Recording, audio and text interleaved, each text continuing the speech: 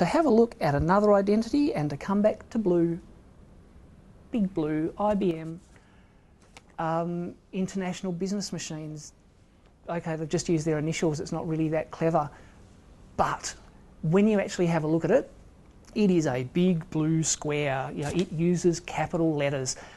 They created a font called Egyptian for this. Egyptian, chiselled in stone from time immemorial, lasts as long as the pyramids. So all of a sudden, you look at this New York-based company and you're thinking, wow, they are rock solid. I trust them because they've actually layered these meanings of the blue, of the Egyptian.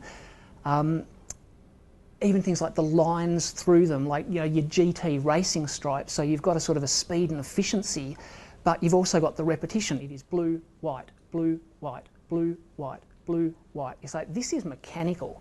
You know, this is not created by human beings. And that means it can operate 24/7 because it doesn't need sleep, it doesn't need lunch. So the stripes are also representative of the old computer paper that we used to have, the perforation down the side, blue, white, blue, white. So they've taken their initials and they've layered all of these meanings into them. So all of a sudden, you're actually thinking, right. And I should say, the reason that semiotics works is because you don't need to understand any of this, because you understand it on a subliminal level. If it didn't work, there would be no such thing as semiotics. But the fact that IBM is big and it is trusted, okay, there is meaning here. So you have a look at that and think, okay, here is a company that dominates the computer market, but I want to sell computers too. All right, I suggest avoiding using your initials and perhaps avoiding using blue, because anything that is remotely similar to Big Blue and you are a pale imitation, you're a mere mimic. So you actually need to be different. Fairly obvious, really. It's like, well, okay, I don't want to go head to head with someone who can kneecap me at any time they like.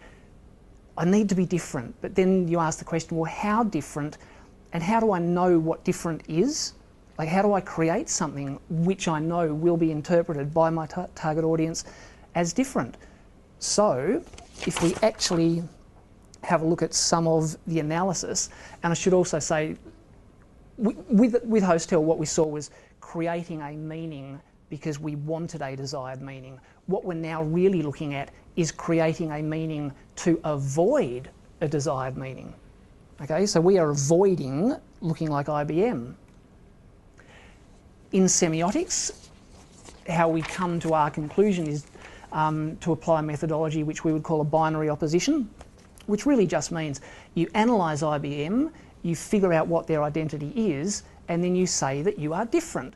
So, you know, instead of being blue, you have the rainbow, but you will notice that it is a jumbled rainbow. It is psychedelic.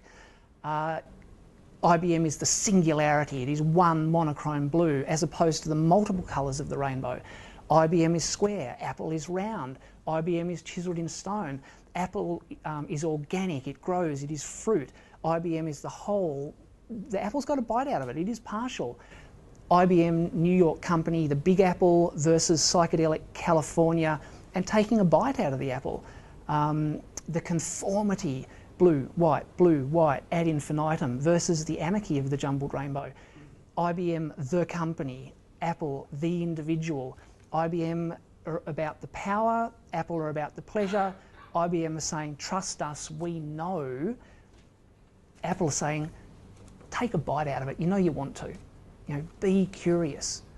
So by simply applying one semiotic methodology to someone who exists in your market, you can create an identity that is equally as powerful, if not more so, because that completely subverts IBM. It takes the piss out of it, and it's very, very good. So that is an example of how to avoid a meaning. Okay. So, okay, with this point, I want to go back to the 2 times ZPT, like 2 staircases in the background of an ad, and this reinforces the main message of the ad, which is getting across that 2 times message, okay? if you had one staircase, it would still have a meaning, but it wouldn't be saying 2 times. Okay?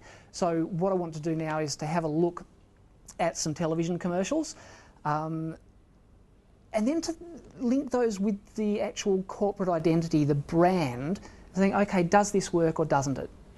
Whatever your opinion is right.